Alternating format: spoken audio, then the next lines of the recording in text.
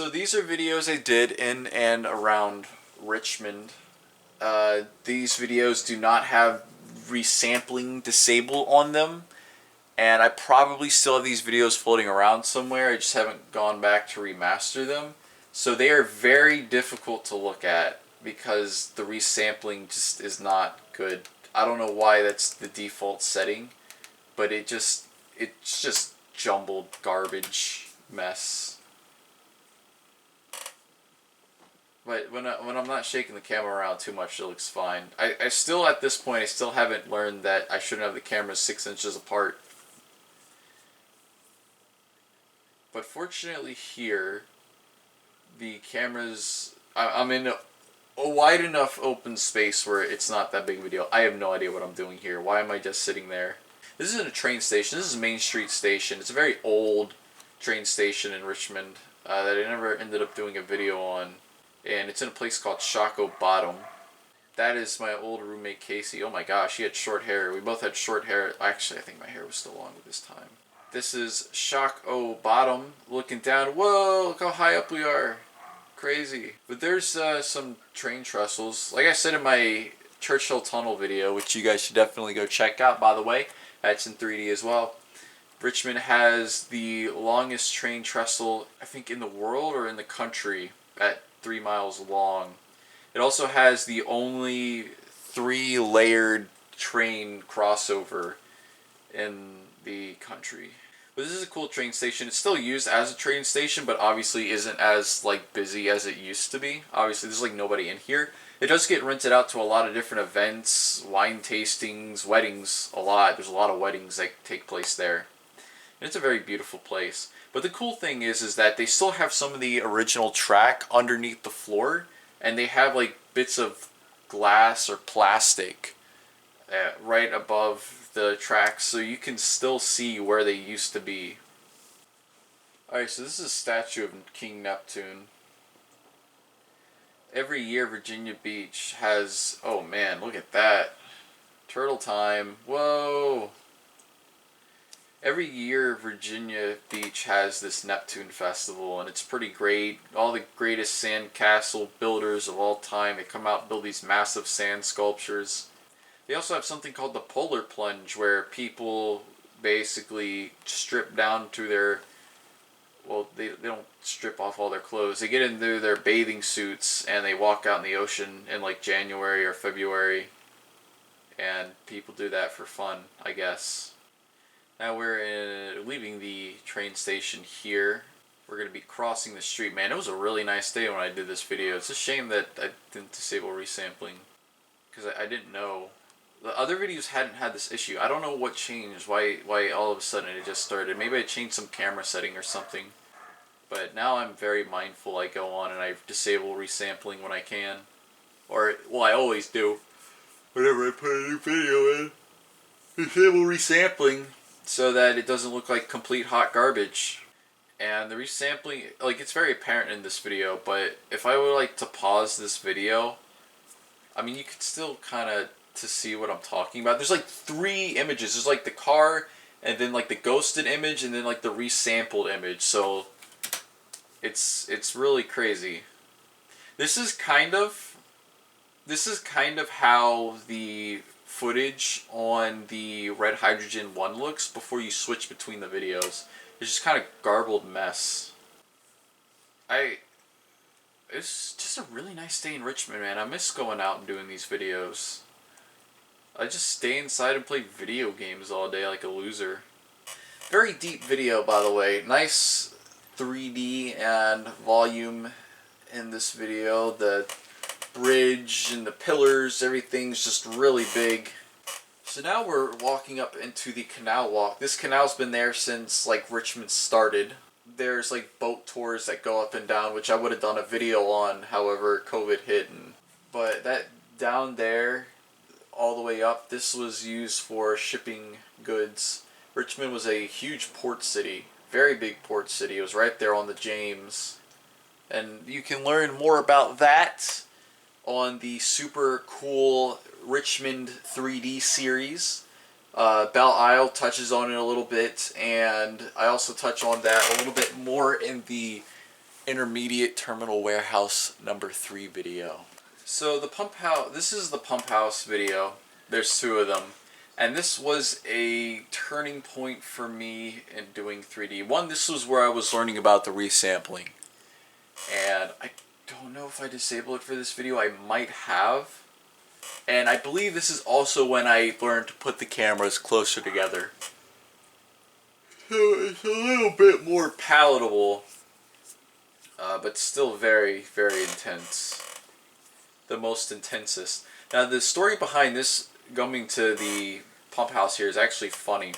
So initially I was going to be doing a video on Maymont, but I took a wrong turn and I didn't want to have to pay the toll. Because there's a toll bridge. If you miss the turn to Maymont, you have to drive straight across the toll bridge and they won't even take, oh, I accidentally, oh wow, that's nice. I missed the turn. They won't take that. And I don't know why there's a toll bridge there. It literally just goes into a neighborhood. So you have to pay the toll going out and you have to pay it coming back in. And we turned off into here and we found this pump house. Had no idea this was here at all. And I've been to Maymont tons of times. And we decided, hey, my roommate and I were here. We decided, let's just go ahead and do this video. Do the video here instead. Now, they did have a day where they gave tours inside the pump house. They've been working to make it safe to go inside because it is very old. And also there's a ton of wasps that like to make their nests in there. And I recorded the video of the tour. I just never uploaded it because I was unhappy with it. But, I mean, I guess the video is okay. I would definitely do things a lot different if I was going in there again. And maybe one day that'll happen. It looks like I did disable resampling on this video. But yeah, there's a ballroom. They built a ballroom into this pump house, which was specifically designed to kind of look like a castle. It's a really cool place.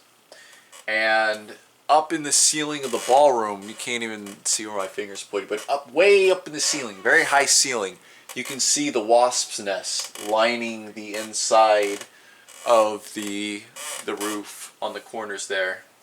Oh, this is neat. This little waterfall here, the water pushes the chimes and they do a little jingle jangle. One of the cool things about, so these bricks have a lot of textures to it. And this is one of my favorite moments. This is probably like one of my first favorite, outside of everything I had done, because I was still that thrill of making my own 3D content. Well, this is one of my favorite 3D moments that I've ever done. And like not that I specifically planned for this to be the way that it is, but you see how much texture these bricks have. And in 3D, you really do feel the texture on the wall and all the protrusions and the bumpiness and the rockiness of it. It gets a little bit, yeah, if you're going to watch this video, just note that when it pans there, it's going to get really intense because these are really close quarters. Even though I pushed the video back as much as I could. But to see all the texture work on the wall, the 3D really helps bring that out. And it looks very nice. And of course the plants too. Plants, flora, fauna, all that stuff. All those layers, oh my gosh. All those layers and everything, they work very, very well for this medium. This is fun. It looks like your head, it feels like you're going to bump into the staircase there. The water was very still. Now there is another pump house, like an actual one that they're still using on the other side of this pump house, that way. But they got a gate up there. I don't know if we actually end up seeing it in this video. Also note, if you're going to end up watching this video, just this part is like, yeah, you can kind of see the building that way. Oh man, that's cool. I like that shot. The looking up at the building. Alright, so you can see up there, that's where the ballroom is. That's where all the wasps are. See, that's the pump house over there. So this is a nice shot of the forest here. The bitrate's really bad because YouTube compresses the heck out of videos, but that's the one thing. I'm trying to get the clarity and like the sharpness out of these videos, but I'm not sure if my camera, like, I'm not saying my cameras are bad, I'm just not sure if my cameras are set up to get that amount of definition out of it. And here we are. This is part 2. Now, I actually was able to see these videos on a 4K 3D television. And they looked really, really nice on that. It could also be my TV kind of lowering the sharpness of it a bit. Just at the nature of passive 3Ds that you lose a little bit of the sharpness there, but I would still much rather have a passive 3D TV where I can just go out and get the cheap 3D passive glasses you get from the theater, have like 100 pairs of those, then have to keep charging the active glasses, and then if they break or you lose a pair or whatever, they're like extremely expensive. And I mean, at this point they probably don't even sell them anymore. You'd have to go on like eBay or something, or Amazon, I don't know. This is a cool little waterfall area. Now this area is also significantly important to history because George Washington, the man himself, was coming to meet Richmond officials in this area. It's like over there across the little water to the left. And they were going to meet for lunch, and the Richmond officials stood him up. They didn't show up, man. They left George there. They just stood up the first president of the United States. Richmond always has to be the rebel. Literally, because the Civil War, of course, Richmond was the capital of the Confederacy. That's a nice shot. So you get a lot of clarity in some of these shots. I think it's just when there's like a lot of noise information on screen, it starts to have a hard time. And that's one of the reasons why I would want to get a 4K camera, or try to figure out how I could further get sharpness out of it. Because 1080p is still really nice. Still really sharp, but there's just like a lot of details there that I feel like are getting missed. And while 3D helps bring these details out, because you see every individual thing and it separates everything, 4K would help further separate those details and make everything more defined. But 3D in and of itself does a really good job at that. I mean, if you watch these videos in 2D and then you go back and watch them in 3D, you can get more of a sense of where things are placed. It feels less of a jumbled mess, unless of course you have like compression on and the 3D gets all garbled because of the bit rate. I believe also here there was like this family and they were like, oh, what's that? What do you got going on there? I'm like, oh, I make 3D content.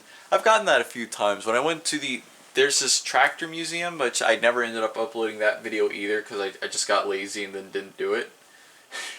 I know. It was a long time ago. It was like 3 years ago when I did that video. But people were like, oh, what are you doing? What's all that? I'm like, oh, I do 3D content. And at the con, you know, I'll wait. I'll hold off on the con talk till we get into another con video. I think one of the big factors for me not editing these videos to heck and back, well, I edited the Richmond one, but that's because I would like start and stop the videos a lot. And if I did that video now, one, cameras would have been closer together. I would have had a much better syncing system, and the resampling obviously wouldn't be an issue.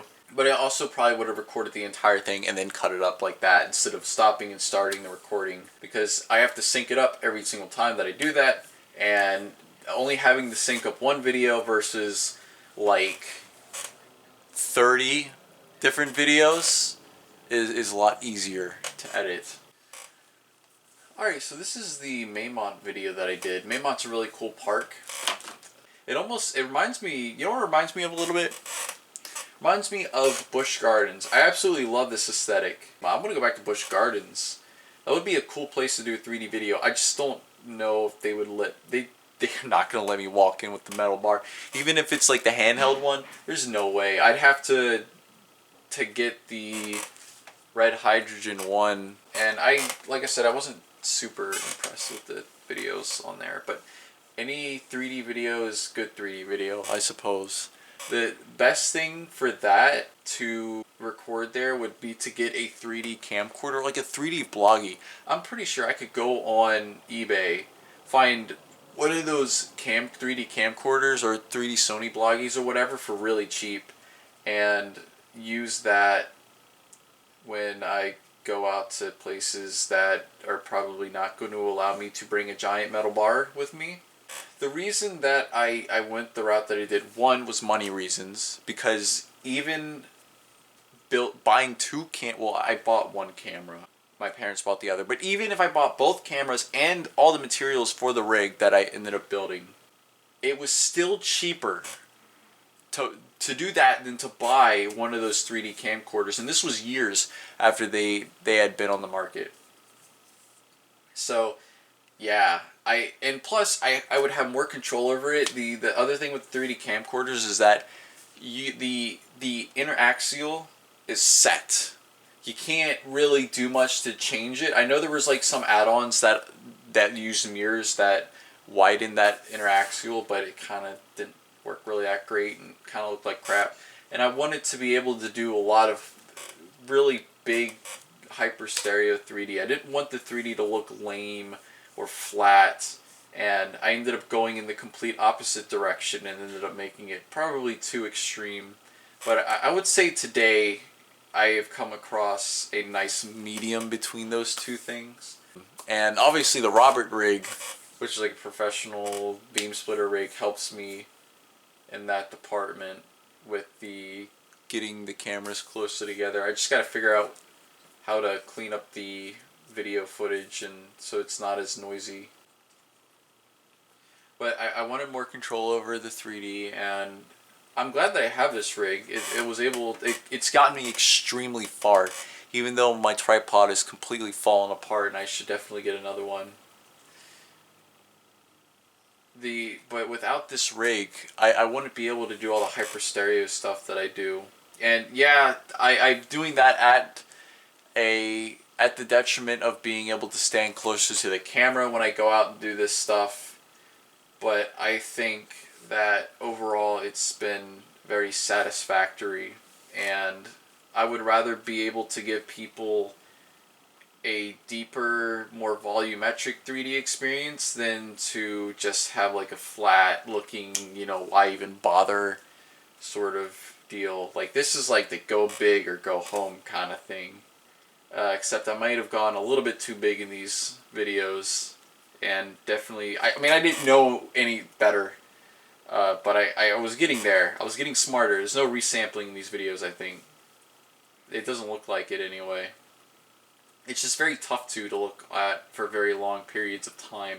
I think chopping them up into 10-minute intervals definitely helped, but I could have also edited them down a lot too.